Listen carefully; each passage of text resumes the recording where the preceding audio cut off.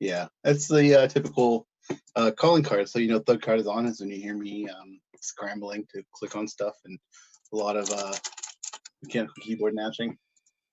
That's it. But hey, yo, what's good, everybody?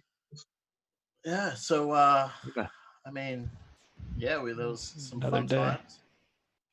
Fun times yesterday. ACSC is on in Australia at the moment. A lot of people are there right now, listening to the Five Head, Brian Krebs himself. There was an open mic with Mitnick, I think, yesterday, and he was gracious enough to sign some books for us. Oh, The Art of Deception to MG, because MG wasn't deceived at all. So it was a little, you know. What's everyone else been up to? There this weekend or last weekend? yeah, ShellCon this weekend. Gonna go hang out with some of our close Southern California friends. Hell yeah. I did some things this weekend, I think. Yeah, I did a stream. That was cool. I did a stream on this channel. You can watch it if you want to. It was on assembly optimization and shellcode development. Surprising number of people showed up. I was pretty excited about that because it's a pretty like esoteric topic, and people like stayed and just watched the whole thing and like asked questions. It was a really inconvenient time. Like, how did it all go? Like, was it? It went pretty good. I mean, I literally wrote that presentation and then I like scrapped it and then I just rewrote it again at the last second, and so it went pretty good for that. We found a bug in Sublime Text, which is pretty cool. I have to keep looking at that more, but it's caused by one of the binaries created a file that Sublime Text couldn't parse. I don't even know how the binary like what happened. I still have to like trace it and shit, but like it opened up something and it did something. It ran some commands, but it wasn't a binary. It was like all segfault and like a bunch of weird like standard error stuff. Yeah, I'll have to look at it more, but it was cool. Was it because like Sublime is like very Python heavy backend as well, right? So it could be like some magic going on between the two. Yeah, I think it has to do with just the way that it parsed like file names to like, and maybe unsafely like stats it somewhere, but who knows? We'll have to do a deep dive into that maybe on stream. That'd be cool, actually. So there was a Notepad++ bug I think last week, and it's not the first, and definitely won't be the last. But I guess that comes into the whole like hunting sysadmins, hunting developers, hunting security people. Like, what text editor do they use? Back yonder, like Pico, obviously, if anyone remembers before Nano, Pico was basically not a text editor at all, and it was how to write buffer overflows client. One of the interesting ones is like a lot of them have some shared components. So one of the ones was there's a spell checking library that both Notepad++ and like Word use, and so those components are probably also really interesting to poke at. Yeah, you want to own up some system devs and get their Git keys, then a Sublime or an Atom or Notepad++. I guess Visual Studio Code is probably going to be pretty popular as well. Nice target. Yeah, I would definitely if I was going to hit that, I would hit some of those remote sharing features in them, because a lot of them have like that combined collaborative workflow.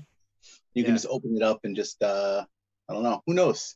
Hopefully someone can. The other thing you could do is like Google Dork for VS Code configs. No, all I need to do is just stick your payload in Stack Overflow and wait for someone to copy and paste it. Yeah, you that's do, all. Like, delete characters or funkiness with Unicode too. Also, shouts out to my two favorite Whitey crackers in the chat right now. Yo, what up? It's Jones on Whitey Cracker and Whitey Cracker on Rio Whitey Cracker. Rio. Oh yeah. Shout out to Gilda for submitting a nice pull request to Metasploit. If you look in our show notes, which I'll throw in the chat again here, Gilda made some ASCII art for the Metasploit. It's called ASCII art splash screen. So be on the lookout for it if you are not a scrub and have the Git version of Metasploit. Oh, if you are not a scrub and you have like any Metasploit version at all, it kind of like Yeah, it's a give or take. I mean, it's the same as having a 0x or a elite in your handle. You guys should grow up a little bit. I guess I just can't help being online. I think the having cyber army in your handle is really cool too. I think people who end with sec, like just so you know that it's sec. Oh yeah, that's a good one too. There's a lot of them. But you know what though? That person who said that on Twitter, I forget who it was.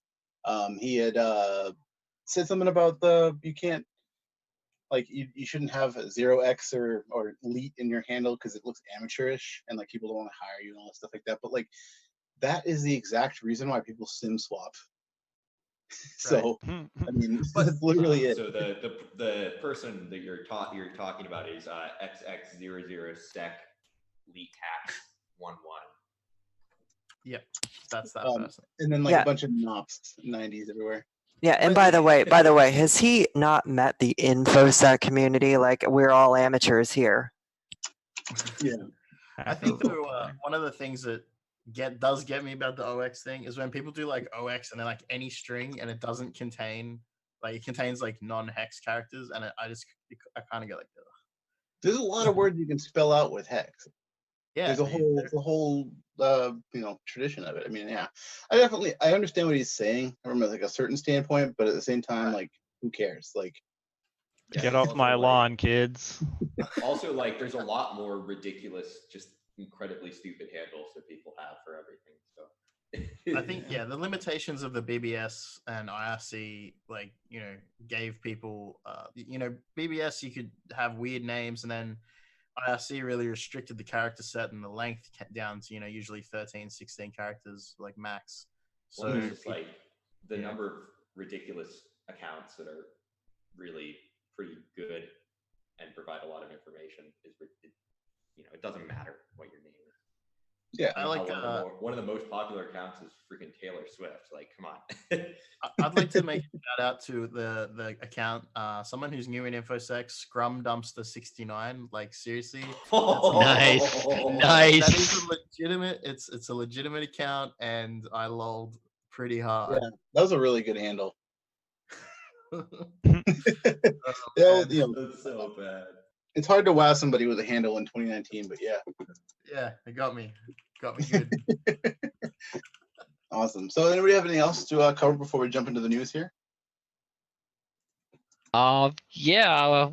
Haravel and I were over at our mom's house and managed to find a TI 99 that is roughly about as old as I am. That's awesome. Nice. Very nice. You gonna put Doom on it?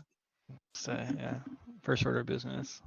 Or at least port the some Doom MIDI. Can you get some MIDI out of it from the jack programming? Jack? Potentially, I can play MIDI with, I think it's 3 megahertz. Yeah, you can get some dudes out of that. Hell yeah, dude life. Yeah, yeah. All right. That's all I got. All right, 1 second, hold on. All right. Close my door so that I don't echo anymore. I guess we should start the news then while you're sorting that. All right. So the first order of business with the news is this D-Link router remote code execution vuln that won't be patched because it came out literally like 3 days before it was EOL'd. Surprise. Like, do you think they I reckon they line up these EOL dates. They've got like some statisticians out there going like, how long is the average time from like the time we release a product to the time like the first major exploit for it comes out? Okay, make it like 3 days before that. Yeah, I think even with like an out of band or like a hot fix, you definitely are looking at least 2 weeks for like good, unless it's like very, very, very quick workflow. But like D-Link, I don't think so. Well, also, like, we've seen people like release exploits for routers and manufacturers just kind of like shrug it off anyway. Like, I don't think the EOL thing really matters That'd be well, really especially for expensive. consumer I feel routers. like it's gonna be a pain for them to patch them because I'd imagine a lot of them don't have OTA systems. A I'm lot sure of that the they new have a ones lot are of big. so a lot of the new ones are shipped with TR69. So the ISP, like if ISP is shipping it, they can be updated, but I don't think like the factory's not updating it. You know. Well, and like I'm sure that they have contracts with big companies where they have to do a lot of support work whenever they do a patch like that. Yeah, I do wonder though, like what are the statistics? Like what does it look like sold versus devices that ever get patched? You know, probably a pretty hard metric to grab, but for these families of routers, like even if they are vulnerable, like critically vulnerable, I don't think people are gonna patch them anyway. So yeah, it'd be really interesting to see like what the decision process is on that because I'm sure that there's some cost benefit there, and I don't know. cost benefit to not patch. Yeah, because like yeah, I don't know. It seems like with some of these things, it's just like it makes sense to patch it. So I feel like there's probably a part of that equation that is not obvious. Yeah. I guess from a security perspective, though, we're like patch everything. That's totally broken. You're all idiots. Right. Yeah. Also, I like that RCE saying arbitrary input to a ping test gateway interface, which is literally like a hack the box. Like this is literally straight from a retired box and hack the box. Like yeah, this is like one of the first I don't know, whatever these websites are. Like, you know, type in IP to ping and then you just like semicolon, like whatever ID. Oh, I'm rude. Yeah. Cool. Yeah. Well, cool. Charge your lasers and get those binaries on there. The next story that we have is actually a bunch of really cool 0 days and interesting vulnerabilities that have come out recently. This next one is people that have been exploiting a use after free in the kernel for Android. It's on a bunch of different devices like S7, S8, S9. Like these are phones that people use. Is this an upstream? Was the UAF in upstream or no? It's so it looks like it was like just the what version was this? It was something. Yeah, it was something to do in like the whatever kernel they were using in those phones specifically. Just didn't have this fix yet in it. Right. I'm trying to see which one though. I was reading another thing about it. But yeah, no, this is. It's got the Chinese brand phones and also the Pixels and the Samsungs at the same time. So yeah, so it's definitely some specific version of the Android Linux kernel that this bug was in. So interesting though. I mean, this is it was paired with or it can be delivered through the Chrome browser, and it can prevent. Oh, was this It looks like they say it was exploited in the wild. Yep. Yeah, wild exploit. So they de-restricted it earlier. Wow. Yeah. And so I think that this was it was alleged that it was being sold or used by the NSO group. And they're saying they didn't, but who knows? I mean, if it was being exploited in the wild, that's really all that matters. Well, the funny thing is the NSO said NSO did not sell or will never sell exploits or vulnerabilities. Like that's what they opened up with. So like if that gives you some sort of baseline for how much to believe the shit that they're spewing, like yeah, I mean they're not really gonna say either way, but yeah. No, definitely interesting though. I've read a bit more about this because I was reading a bunch of different vulnerability things that came out this week. There's a bunch of really interesting mobile exploits that have been happening. This one has a local POC written, it looks like. Wait, does it? Oh well, it's a Project Zero, so they attach quite a bit of information on it. Yeah. I don't think it's a browser POC though, or they might have done that somewhere else. Yeah, they don't usually put you know. Yeah, they wouldn't put the full exploit chain in. A full exploit there, no, just a POC. Yeah. Well, I mean, yeah, but what it said in the article too was that it could be triggered through the browser, or that's how people had found it being exploited, which is pretty cool. So the next one that we have on here too is a signal bug as well. That can let people listen to Android users via microphone. So they. I saw a tweet that this was debunked from Moxie. I've seen a bunch of different things. Yeah, Moxie was saying, I'm fairly certain this is the bug he was referring to, that it didn't get that far. But I mean, it's not to say that you couldn't chain it with other bugs. Yeah. Yeah, Maybe I mean, a this little kind of bug though, with as far as like the way that the calls are handled and like the ones that with FaceTime too, those are both like, or that's a thing that happened recently. Yeah, that's what the FaceTime ones though, from what I understand though, the audio and video rendering does not happen within the sandbox. There's like a process to pump it out and decode it natively, and the sandbox just has an API to that. So which makes it scarier, I guess, because then you're looking at like jumping out of app sandboxes. Yeah. So yeah, but it would be interesting if this. Yeah, I guess it doesn't work quite the same on Android. Or it doesn't work quite the same on Android. Not I guess it actually doesn't. Yeah. But yeah. Well, regardless though, it was fixed the same day that it was reported. So just update that in case anything else happens. Yeah, everybody should have this up. If you don't keep your Signal up to date, like just don't bother using Signal. Just go use something else. Yeah, unlike your D-Link router, Signals stay up to date. Yeah, in threat level, like the one thing that's meant to be secured, like keep that up to date. Yeah, absolutely. And like your password manager. Yeah. So the next story we have on here, pretty gross. This former Yahoo engineer admits that he had used his access to steal nudes. I mean, this is like a thing that people have done a lot. But he was indicted. What's funny about this is like this guy didn't just stop at like their Yahoo accounts.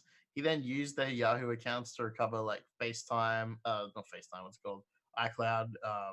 Yeah, Dropbox and. Dropbox, I mean, if you have the email address, you have a lot, right? Like you can do so much from that. Yeah, I mean, it's just like wild that you like if you have access to that kind of stuff, you know exactly what kind of logging takes place there too, I'm guessing. Yeah. And to like just feel like so like wild about it and just be like, oh yeah, I'm just gonna hit this, and then like go for it. It's pretty insane. Not to mention he was doing it to like people that he actually knew, like in real life. Yeah. And it's That's just like definitely a creeper. Yeah. Like, it's just creeper level shit. This isn't like, like if you're on an engagement and you get access to somebody's thing and you're like, okay, target like this service that's related or in scope or whatever, like, the things that you go for. This guy's like, where would they hide their nudes? Oh, no nudes in their inbox. Better go to their iCloud. Like, this, Yeah. see this person naked. Yeah, it's so gross. If you like some of the people have access to this kind of stuff, and it definitely does get abused a lot more than it's reported, but it's pretty fucked, and there's like no way to really justify it at all. It's weird. I wonder if like, so if you handle like credit cards or you work in like different areas of security or whatever, you get there's a background check that you have to take, federal or whatever, like for whatever country or that's relevant. But these guys are just like sysadmins, right? So like they just like get vetted kind of thing, and during the hiring process and go like, oh yeah, it's a background check. It's not necessarily and it doesn't talk about your personality being a weirdo, right? Like it's just have you committed a crime in the past, probably, or it depends on how extensive it is, but like usually companies don't want to dish out a ton of money for it. So. Yeah, they don't want to do the full vetting process. Well, the full vetting process probably wouldn't have, like, again, it still would be tough to determine if somebody's going to be just a weird person. Just a weirdo. And it's just, like, I don't understand why you would do something like that, because you're not gaining anything. Not really. I mean, you get to be weird, sure, but you don't objectively gain anything from that. You're risking a lot for it. Yeah. Yeah. As Jones points out in chat, like all they do is make sure you don't smoke weed. Or you aren't currently smoking weed. Actually, I think it's okay to smoke weed, but it's if you try to hide that you smoke weed, is more of a tell. I mean, or if you're the fact during is, work hours. like, if you can't like find like fake piss on the internet or something like that, like don't get me wrong, there's a million ways to get past a drug test. But like if you fail a drug test, like you're like the ingenuity it takes, the small amount of ingenuity it takes to get past that hurdle. A recent football player here actually got done for providing fake piss. They didn't say that he was he'd been taking drugs. They just said that he gave fake piss, and they realized that it wasn't piss, and that's what he got in trouble for. What's the topic we were talking about before this? Fake piss was the topic, actually. Fake piss and Fixed urination. Going real deep.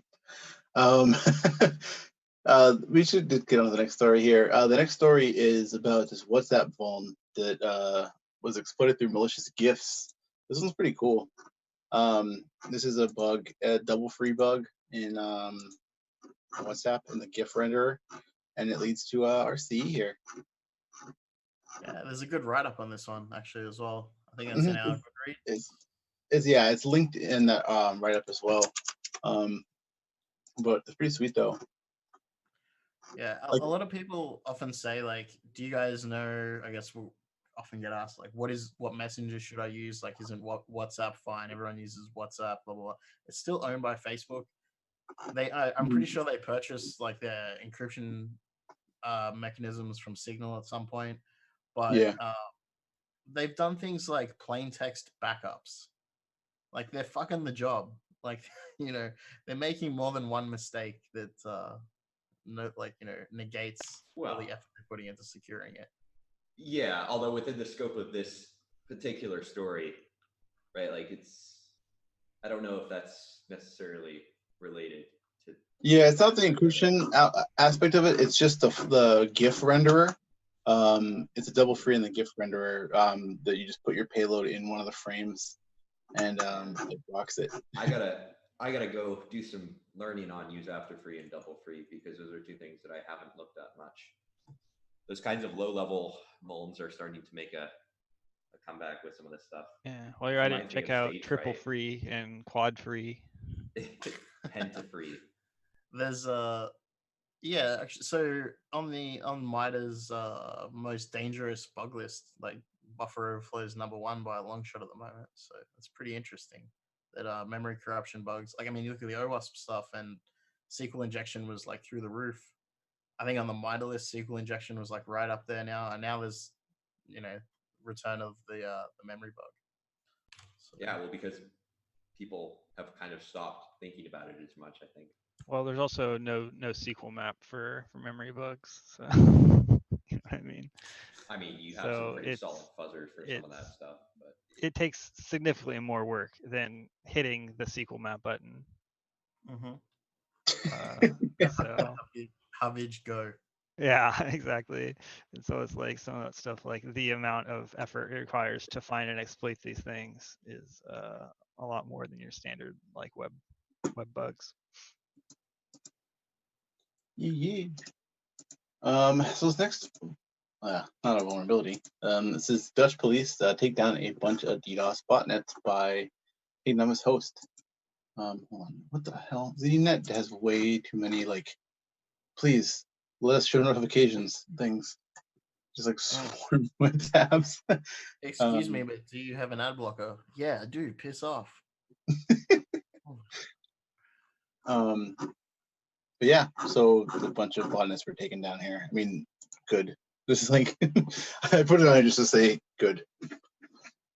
Yeah, a lot of the, like, oh man, a lot of these types of botnets as well, like, is just all used for like filthy DDoS, like garbage, just like garbage traffic, like I don't know, it's a waste of potential hosts or that kind of thing. At least be good. If we're gonna take up one of my IPv4 addresses, Yeah. at least there are toasters in China that need those. So The vast use them majority. wisely. There's a quote in the article: the vast majority of these botnets were operated by script kiddies or skids, fucking skids everywhere. A term meant to ridicule untalented hackers. Yeah, I think what was interesting though is that like they definitely were pretty complicit with this, because it says that they had posted a message on his Facebook saying that there is a malfunction, which is basically a coded message to say to wipe the servers. But also, why would you put wiping the servers on individual people who are on a VPN? Like, wouldn't you just do that at the data center level and have like any like actions for like wiping your disks from there?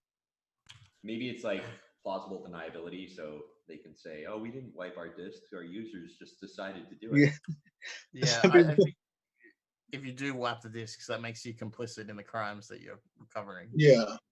So No, that's really posting a Facebook message and having all the people who follow you on Facebook immediately wipe the disks is also kind of. yeah, that's Also, probably also complicit. Yeah. Also, I love the image at the bottom of this article. For Angelo, don't snitch. That was a Twitter poll that says he's going to snitch, and then the other option, he's not going to snitch. So, 6 days left. Oh, we can still vote in that poll, can we? Oh, let's go do it right now. Oh, actually, drop the link in the chat and everybody vote for snitch. Um, So honestly, I think if you're in this situation where you are one of these people that is worried about any of this, then you've already fucked up. Shouldn't have been doing it. Oh God, I just don't know why you would need to do that. If you have a bunch of servers, you're like, oh, what should I host on this server? Why do you go to? Oh, I'm gonna host a bunch of booters on it. It's just so much extra. Well, the thing is, like, for young people or new people, like that are getting into it, they're like, oh, I can make money doing this, and that's. Like, yeah, but like if you have servers, you can make money just hosting the servers. Well, that's called big brain shit. But yeah, I mean, the thing is, right? Like, you can point to that, like, oh well, it'd be smarter to do this, it'd be smarter to do that, but like, yeah, it's always smarter to do a thing. These people aren't worried about smart. But it's also like so much less effort.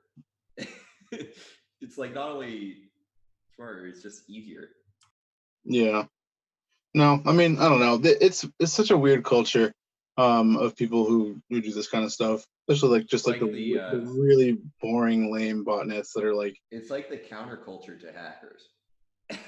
Yeah, like download source code, follow a YouTube tutorial. By the way, don't worry about the compile errors. And yeah, they're a bunch of squares. There was a video that I can't remember when we were watching it a couple of months ago, and it was straight up like this video on YouTube. It's like it was like Qbot or something, like, or maybe Mirai, and it's like, don't worry about these errors. And there's like all these like errors that were like patching the binary for your configuration. Yeah, like, it only patched the IP. Like, that's all it was. It was like, what? You should worry about those errors, like, No, I mean, yeah, it's like you're following instructions for sure. That's the whole thing. Terrible. It is. Yeah. But it's also like if you follow instructions that aren't telling you to do stuff that's stupid, right? Like if you follow things that aren't illegal, then that's one way to start, getting your foot in the door. But you can't just always follow instructions forever. Right. Yeah. At some point, you need to be able, like, so one of the things I've been asked previously is like when I'm looking for something and I'm reading Stack Overflow or something, like, how do you know which Stack Overflow question is the right one? How do you even know the question is the right one? And if you open like 5 or 6 different Stack Overflows related to what you're doing, and you read everyone's answers, like, you should be able to come up with a unique answer on your own that is correct. Like, you don't need to copy and paste anything. Actually, one of the biggest things for me when I was starting to learn how to program, because like I realized I was just copy and pasting from Stack Overflow, is just even just the act of retyping it is enough to like start building a connection with them. Like That's you very true. realize what you're actually doing versus just blindly following instructions. Yeah, after you set up a few botnets from YouTube tutorials, you learn how to do it yourself.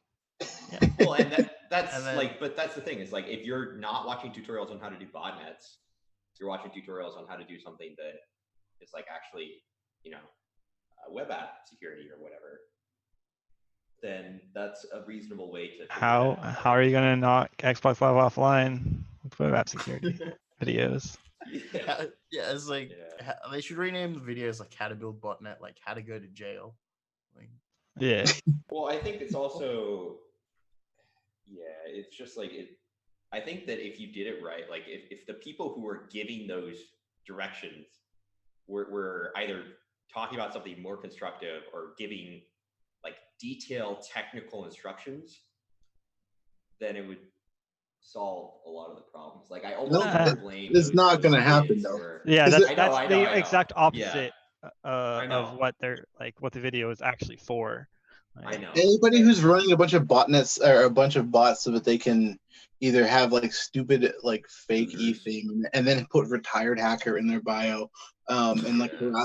harass some YouTuber. Like I don't know. That's like there's no like there's no like way to optimize it to like make a pipeline for anybody. It's literally just the worst fucking people. Yeah, I Well, think and it's there's always, also like like- a bit of a thing, right, where it's an industry that's like very new in the like the scheme of things.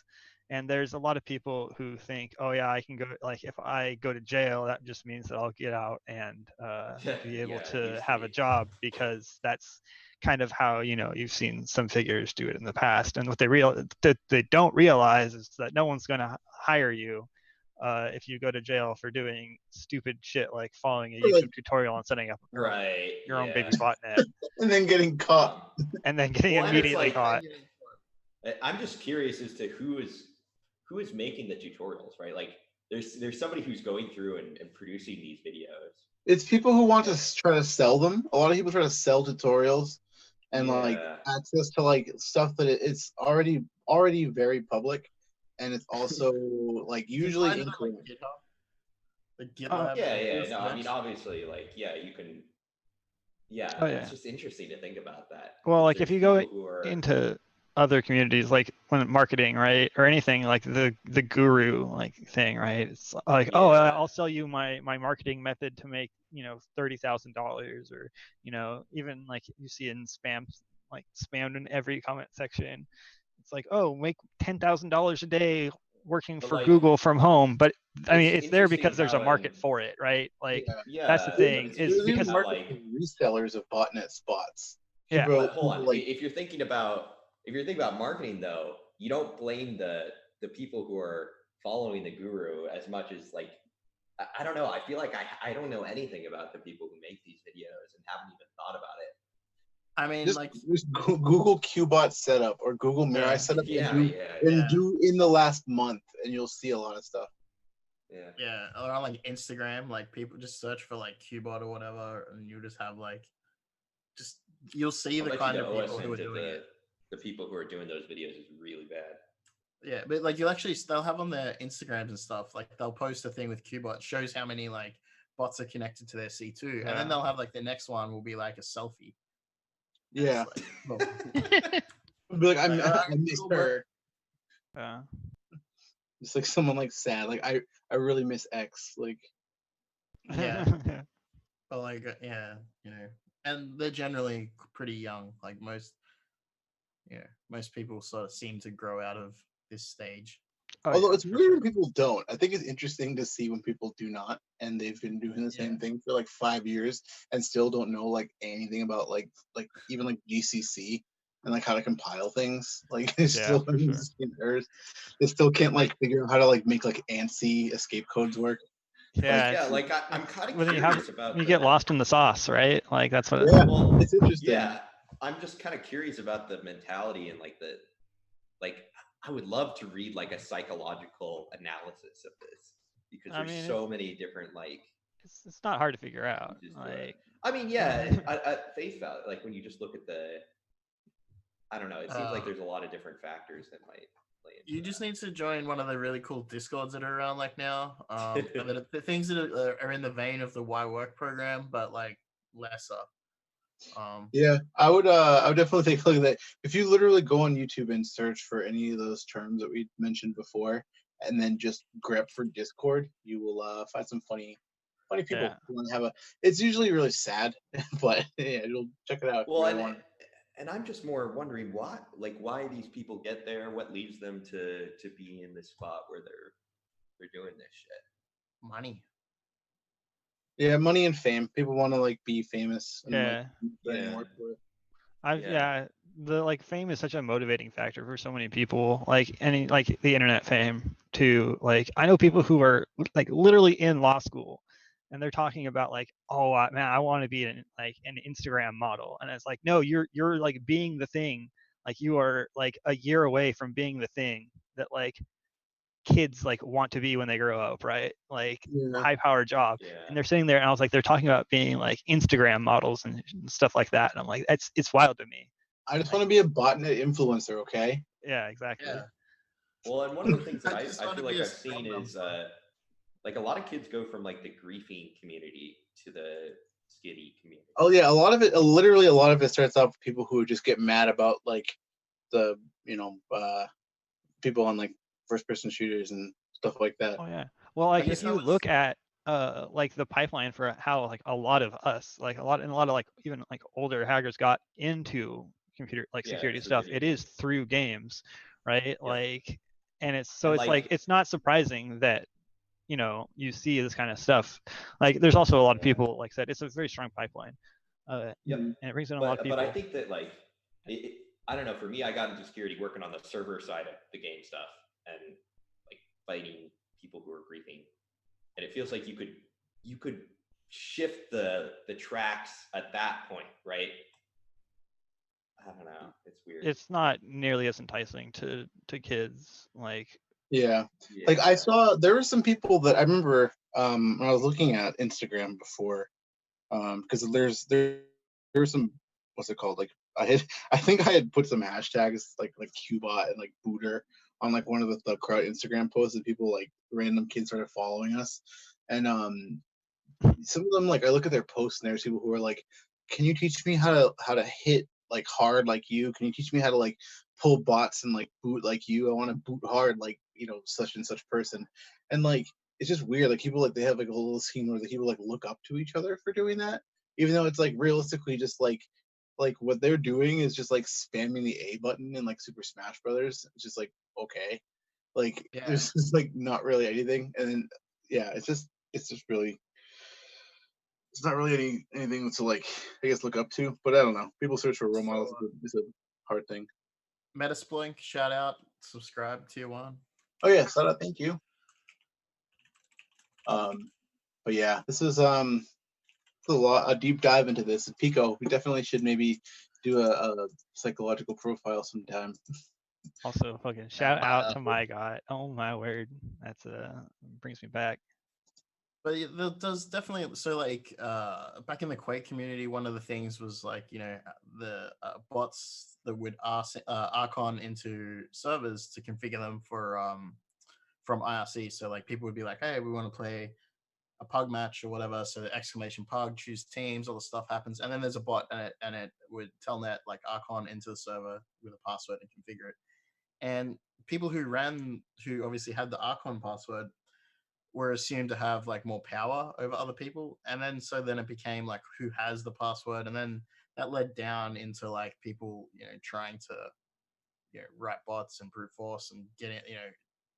I guess so in relation to like Minecraft, like similar to like griefing and stuff in Minecraft, having the server password or whatever is like I have power over like other people, my peers or whatever, Yeah. Just I don't even know. The internet was a mistake. True. Let's go on to the next story here, which I wanted to say sounds like a researcher that disclosed something that the app didn't know what to do with. So the FBI is investigating somebody who allegedly tried to hack into West Virginia's mobile voting app during the 2018 midterm elections. And so the statement says that there was no intrusion and there was nothing that would have affected the vote count. But somebody had downloaded and registered and tried to tamper with something. They caught unauthorized activity and then they immediately got stopped. So the people at the company don't think that there was any sort of nation state like activity or something. But what is interesting is that there's really not information about what actually happened. I mean, it's CNN, so I doubt there would actually be, but there's not really that much information about it. And it's also, I mean, to me, it sounds like somebody had like tried to like fuzz the app and they got caught. And that's like it. Yeah, for But sure. like, it's just a weird way to like put it, because this is like it's just, interesting to see how people parse stories like this. Because this is definitely Weird not. IP addresses from China that just started hitting random PHP MyAdmin URLs. Yes. Yeah, no, I don't know. It was interesting. I don't really think that. I mean, yeah, voting security app, like a voting app, is not a good idea. So just don't, please. Yeah, there was an app actually, not voting, but in the same vein of similar ideas where people could post anonymous questions to a speaker and they could be upvoted by other people, and turned out to be a terrible idea. Like, people have a lot of if internet polls are any indication. Yeah, like straw poll and stuff. Like, yeah, we'll just use a straw poll, and that's going to be the deciding factor on our company's change. My favorite was the old Mountain Dew, like vote for your Yeah. like new flavor. Gushing Grannies is the new president. Gushing Granny Smith. Yeah. Granny Apple Smith. Yeah. So the next story we have here, Adobe is deactivating all Venezuelan user accounts due to U.S. sanctions. I guess they don't have to use Flash anymore. That's cool. I don't know. I guess like Venezuelans are like totally sick at Photoshop. Like they're photoshopping Trump like crazy. Nerfed. Venezuela's security posture is massively increased. Yeah. So what I think is interesting is this tweet from them. So let's sum it up real quick before we should post about it. But this so there's sanctions against Venezuela for human rights violations, which is like ridiculous for of all the countries to human rights violations against. But Adobe is just cutting off ties economically with them because of executive order, and yeah, they're gonna just take everybody's account away. So if you are Venezuelan and you have Photoshop or any of the other Adobe suite of products that is just in everyday use, like PDF readers and things like that, you aren't going to be able to get any updates or access to services anymore. But I think it's only Acrobat, right? Not PDF Reader. PDF Reader is no longer. It's the licensed products. Yeah. I mean, I don't know. And so it's all the things that you used to buy that you now have to like rent from Adobe monthly. Yeah, the Creative Cloud. Yeah, which is like the craziest shit, right? Like, oh, by the way, like we're taking away all the tools your business like uses. Like if you're a creative company in Venezuela, you are pretty well out of luck right now. Yeah, no, absolutely. You're not going to be making that sweet content in GIMP. Sorry, Glimpse. It's getting renamed. Glimpse. Oh. Glimpse. Glimpse. It took them a while. What was interesting though is that the company had put a tweet saying, "Is your Adobe account country set to Venezuela? If so, you will be affected. You can learn more here." So is that the way that they're doing it? Is if your account country is set to Venezuela, you can just change it? Yeah, I think maybe that's why they tweeted about it. Sounds like the most like underhanded way to be like, yeah, by the way, just change this, like hit the button and then by the way, guys, we actually just released an update that allows you to change your country by coincidence. Huh, interesting. Yeah, I mean, it's definitely a weird way to do it. I mean, it just sucks, I guess, too. Like if you don't agree with politics or anything, And it's like, oh, you just have to take this whole country off of your map. Like one country might not be that much, but it's still like that's money, you know. Like if you're a company that makes money off of products, interesting. But I guess we'll keep Yeah, so an eye on the this. chat's just talking about refunds, and no, like, yeah, that's it. Yeah, there's No no refunds. No takebacks. Yeah. It's wild. But China's okay.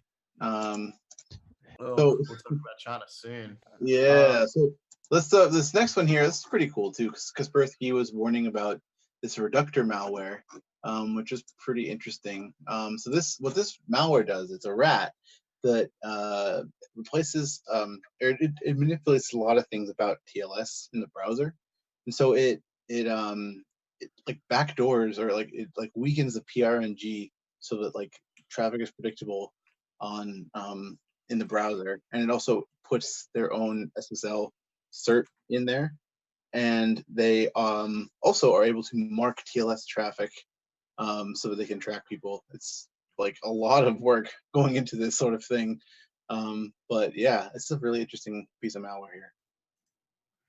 Yeah, there was oh man, I was looking at an APT group that was doing something similar. You can hashtag blue mushroom on Twitter if you want to look it up. But yeah, they had that sitting around for like a long time. I don't know if this is like related. I probably maybe not. But these SSL manipulations like locally seem to have been like hanging around for like some time unnoticed, which is pretty cool. I feel like I've seen a lot more like anti-debugging malware evasion stuff recently in like even the low level like crypto jacking stuff. I don't know. Yeah, I mean, one of the techniques that I saw like a while back now was just like controlling system random and setting it to Oh, that's null. a good one. Yeah, and once you control Yeah. like once you null system random, then like every response is either going to be null or very predictable. Yeah. Well, also like detecting sandboxes. There's a million different ways to do that for sure. Mm-hmm. Yeah. I like the name of this Trojan though, Comp Fun. Yeah, comp fun. My first Trojan. Somebody needs to make a malware that just appends .not a virus to the end of every file it encrypts. So it's not a virus. It is what it's called. Yeah, definitely want to take a look at this malware. It's pretty interesting. I'll have to try to find a sample somewhere. Shout out to anybody who can supply one. But so the last story we have in our news is South Park being banned in China over an episode mocking government censorship. So Yeah, Good so episode. this is Highly recommend. Yeah, if you haven't seen it, you should go watch it. It's season 2 of episode 2 of the latest season. I don't even know what they're up to. 23 First maybe. new Yeah. season out? Yeah. Yeah, Yeah, there's it only just 4 came out. episodes. Yeah. Yeah. So Hell basically, the TLDR of it is the Chinese president has been likened to Winnie the Pooh, and Winnie the Pooh has been used en masse on the mainland for some time now to mock the president. And then the chief executive of Hong Kong has been likened to Piglet. So the Chinese people in both mainland China and Beijing, like Hong Kong, were, from my understanding, being used to, they were using Pooh and Piglet to just basically make fun of them without using their imagery because they'd probably, whatever. So Well, initially there was some then censorship over like making fun of president, and then part of the Pooh thing was bypassing some of that as well. right, exactly, yeah, and then so South Park just went all out, and they were like, all right, let's send Randy to China, and just do everything that the Chinese government would be upset about in one episode, and they did a pretty good job of it. And then China went ahead and they scrubbed South Park from being available and references to it. And then South Park went on, the creators of South Park, Matt Parker, Trey Stone, or was it Matt Stone, Trey Parker? I can't even remember. Yeah. They went on to the NBA had recently made a an apology to China about offending their viewer base, and so they gave a mocking version of that in response. Mhm. So it looks like they didn't give a fuck. Yeah, so the whole point of the episode was making fun of companies that were caving into the Chinese pressure. Mm-hmm. That being said, free Hong Kong. ThugCrowd's now banned in China. I'm gonna buy Winnie the Pooh fucking everything. I'm getting a piglet chain, an iced out piglet chain. I think we need a new background image. Yeah, we can next week. We can go all out and try to get banned in China. Although that TikTok might have not helped, which Right. was stuck in TikTok purgatory for a little bit. Banned from YouTube and China, the two most restrictive places on the earth. YouTube is the China of the internet. It's true. I mean, those are the only two places that we're banned from so far. So, yeah. Oh, and probably Brian Krebs' birthday party. Yeah, I'm really upset about that one. Did we want to play what Krebs had to say on? Maybe we should wait a little Go bit. ahead. I mean, whatever. I don't care. You don't care? All right. So, for anyone who doesn't know, Krebs was on an open mic this morning, and he was asked about the doxing incident. If you're not aware, Krebs gave out the name of somebody he shouldn't have. So here's the bullshit that he said. Can we hear that, or is that quiet as hell? I cannot hear anything right now. Don't hear anything. Getting these guys. Here we go. Just learn how to use a crossfader. So to be clear, this isn't something I've talked about publicly, just because I tweeted that tweet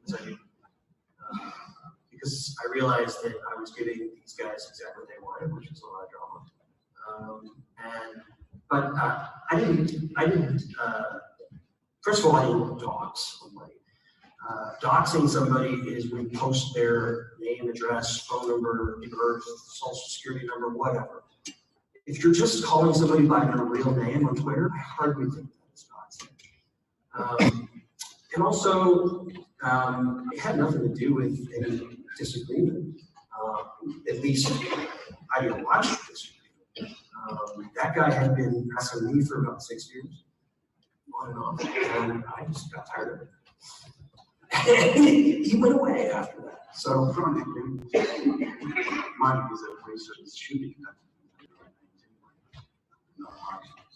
I think, yeah, I think, if people are going to act like a black hat and work for one of the richest companies in the world and security, well, then I think, that they have an obligation. I think they should be surprised when people treat them like black hat. We're out of time. So yeah, Krebs claims he didn't dox anyone. Yeah, fuck him. You know what? I mean, at the end of the day, it's this. He technically, by his rules, didn't dox me, but he did try to use my employer against me to ruin my life. He tried to ruin my life. For a fucking internet squabble. And so Brian Krebs is at the level of a person that will try to ruin your life over an internet squabble. That's it. But he did say there was no squabble. He said there was no argument, but there was. There was the argument over. Yeah, there clearly was, because I'm it. I'm the other half. So that was the second thing, and the third thing was that a lot of people don't know there was a run-on effect from that claimed that I won't get into it too much, but ThugCrowd was a criminal organization, was something that came from Krebs, and that's obviously not true. If you've ever listened to us, not even one fucking time.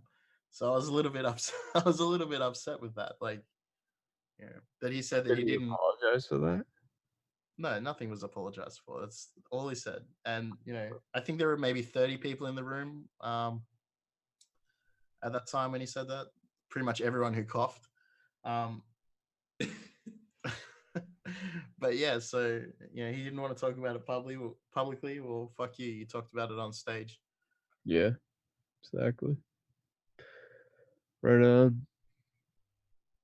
Yeah. Also, like, who's he to be like the arbiter of like, oh, this is what like being a black hat is, quote unquote. Like if you want to like if that's going to be your like if you treat someone that way based on like this random sort of thing you like kind of pull out of the air, be like, oh, I don't like what that person's doing, therefore they're a black hat, therefore I have the right to treat them this way. Like, you know, that's Yeah, I mean, even if some even if he pretty was a shady black logic. hat, even if he was a How many black hat, people that's work still, in like, state jobs that don't want to use their full name on the internet and have a Twitter account? Yeah. Like how you know, or like there's the a people lot with of alt reasons. accounts where like they Right. never make the connection. Yeah. Yeah, there's a lot of reasons why people may not want to use their full name. In this case, to separate, you know, personal opinion from work. Like if you know, you can't say that just because you work somewhere that everything you say ever is the opinion of your employer. That's bullshit. Well, Like and it's you're just an like individual entity. like I use my full name just about everywhere, and I've actually had problems with that in the past. I've had people, you know, for no particular reason come at me, Yeah. and I can see the appeal of not putting that information on the internet, even though I'm totally above board with all that stuff. But I mean, yeah, like what is it? Like is like Dash pointed out in the chat, like is Nmap like black hat activity? Like what's the like who gets to Well, draw the that's the line other there? thing is like we operate in a field with a lot of gray areas for sure. But I'd like to point out, definitely as well, that after this whole scenario, there was no criminal complaint made against anyone. right, because there was no crime that occurred. Exactly. So if there's no criminal complaints made, then you're fucking wrong. Apologize. Thank you. I don't know. Yeah. No, right. Cool. Yeah. Some Well, that's that. Unbelievable. So right now I'm looking at this. I just saw this is. I'm just gonna post this in the chat here. This is the usbookies.com website that it does the bets on on people. Oh my god. There's like I didn't realize there was political betting, but there's betting on whether or not Trump's gonna get impeached and who's gonna lose. This is like a rabbit hole of stuff of people just betting on like. None of that website is actually loading for me, weirdly enough. Why is Ivanka Trump? Is she actually think she's gonna be a person? What is that actually No, on there but somewhere? I mean, there's worse bets that you can take at a casino. So I mean, Yeah, no. So this it is says an industry that operates off of bad bets. it says here the odds of Trump getting impeached are currently 1 to 2, meaning $100 bet is 50. Like what? Wow. This is like a whole new thing. I didn't know people literally bet on elections. That's like a game changer. Oh yeah, no, there's a lot of this. There's I wonder entire if like you know coins like I just cryptocurrencies realized based around this same like if you like the prop betting betting on different outcomes. so I'm wondering if do the like this site could totally influence the way that people vote, right? Like by shifting those odds. I mean, obviously not a lot of people use this site, but like Yeah. I could imagine that like if you bet on somebody, right? Like and then the odds, well, I don't know. I guess it No, depends. the way betting works is that the odds shift Right. Yeah. based on sentiment. And that Yeah, sentiment that's true. reflects But the what site could also the just reasonable change that outcome. sentiment, right? The site could set that to be whatever. Yeah, but they have a like if they're like making like bad bets, like the thing about like when you like make odds, like if you go too far one way, you're going to lose money. If you go too far the other way, you're going to lose money. That's true. All right, that's interesting. Elizabeth Warren though is definitely getting up there. I think that BDSM relationship smear campaign, like I probably helped her a bit. I want to see Vito do a kickflip. That's what I want to see. I reckon that'd be like, that'll get him up there. Do a kickflip. Oh yeah. But yeah, no, interesting stuff. So anything else? The news is over. Any other good things we can cover? Somebody in the put a chat. link in the chat, and I put it into Zoom. The French facial recognition. Yeah. France is poised to become the first European country to use facial recognition technology to give citizens a secure digital identity, whether they want it or not. Nice. Going for next China. Boy, oh boy. Yeah, it's interesting to see like a more Western country come out with this. Yeah, I mean, it's weird though. The U.S. definitely has a lot of that data already, for sure. I mean, it's not about the data; it's about using it in this way. Legalities of using it as well. Like even like how does that?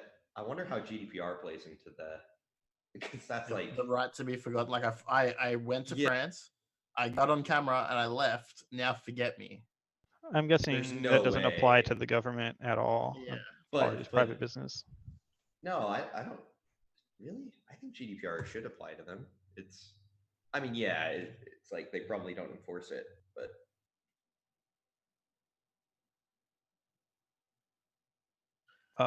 But yeah, it's like how much do you trust a government like this? Like government's known for being like large and unwieldy and like not very receptive to change and all that. Like how well do you protests, right? Like recently, very obviously quite recently. Oh yeah, for sure. So there's obviously pushback against their other potentially less intrusive ideas and things they're trying to do. Yeah, this is quite intrusive to everybody, I guess. Like also it says it took a hacker just over an hour to break into a secure government messaging app early this year, raising concerns about state security standards, which is like what I'm talking about. Sure. I believe that was shout out to Elliot. Yeah, was that? Oh yeah, probably. Yeah, it's like the politicians here. They use WhatsApp, like that nice use after free is just double free. We just talked about it. So, well, then you have all the politicians calling for the banning of encryption. Yeah, like, I think that one of the things is like you have. In government in general, things move a lot more slowly, and you don't necessarily have the best talent because they don't pay as competitively as private sector does. So I don't know. It seems like a lot of government has some really big problems with security. But if you were, or at least subcontractors for government don't do. Say you're on the pro side of this facial recognition thing in France, right? You're on the pro side of their government. Are you not thinking like this is going to track me and my children, my children's children, and everyone I know? Yeah. Like, are they not thinking about that? I think they're the concept with usually what drives these kinds of programs is fear, right? Yeah. Is that people are scared or people are concerned. And I think that I can see some of the advantages to these programs if you think about it with that mindset, right? Like in terms of finding missing people. That's one of the advantages to having systems like this is you can do a pretty good job with that. The other one is obviously like tracking criminals, and in the magical world where AI isn't totally biased, maybe detecting some sort of crime or weaponry or whatever. But again, that's like who's the most suspicious looking person thing, I again.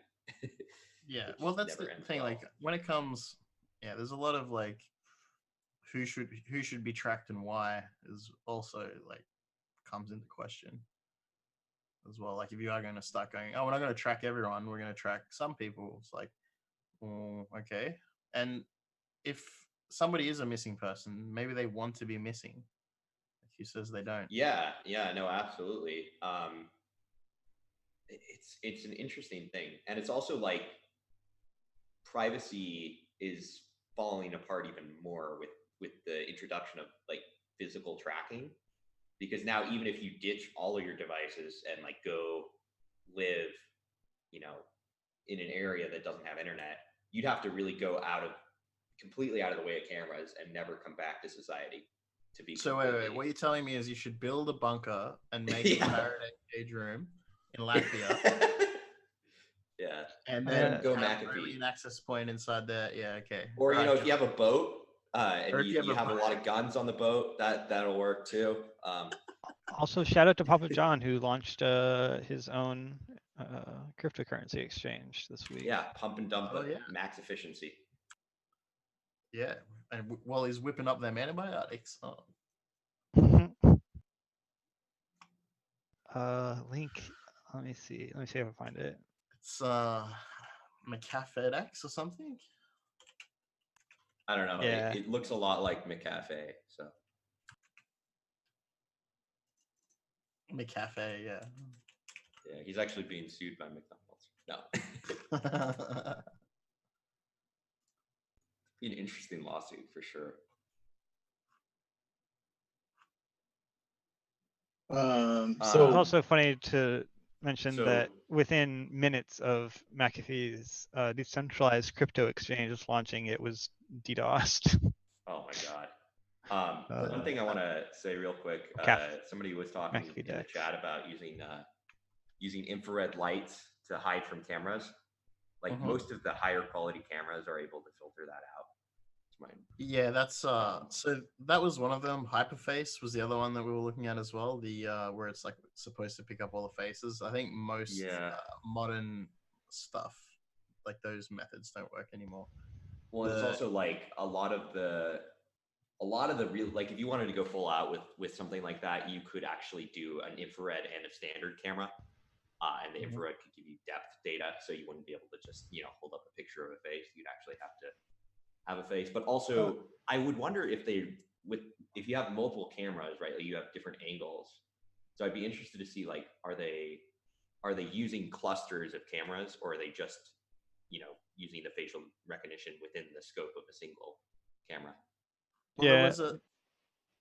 There's the thing about also like using like masks and stuff on camera, or like any sort of like masking techniques, is like that immediately also makes you stand out from the crowd.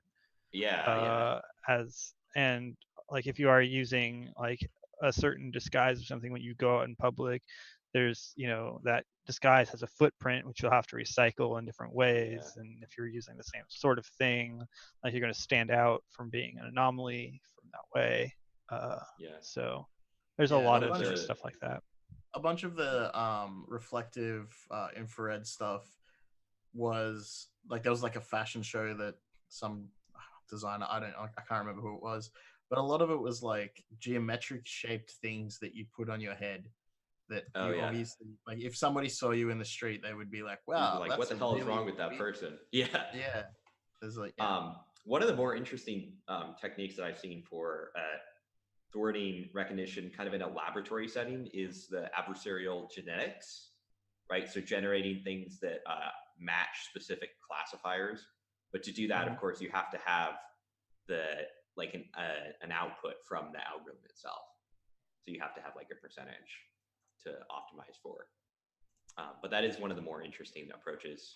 There's been some really cool research in that department. Well, also fun is that you can look up videos of, for example, at concerts, there's this thing where anytime there's a laser light show, you can watch videos of people accidentally bricking their cameras by trying to take videos at concerts with lasers and stuff. It's just burning the CCD. Yeah. So I'm not saying that you should go out and do anything with that knowledge, but it's an interesting thing to take into consideration. One of the coolest like little clips that came out of the Hong Kong protest was watching the protesters pull down the camera trees. Yeah, that was really cool.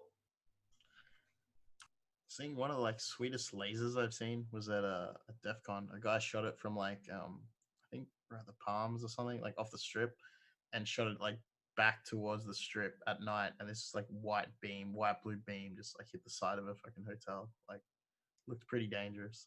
Yeah, for sure. There's actually Sweet as fuck.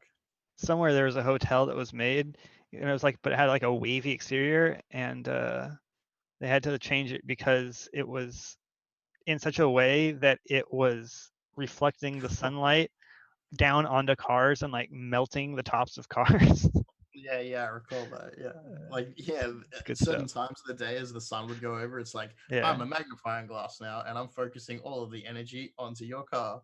Oh yeah, and it's funny. There's also like if you ever drive from Southern California out to Vegas, you'll see the giant like they have all these mirrors that are focused on this one point for like it's a solar power experiment or solar power farm. But birds fly to it because it's so bright and instantly get evaporated.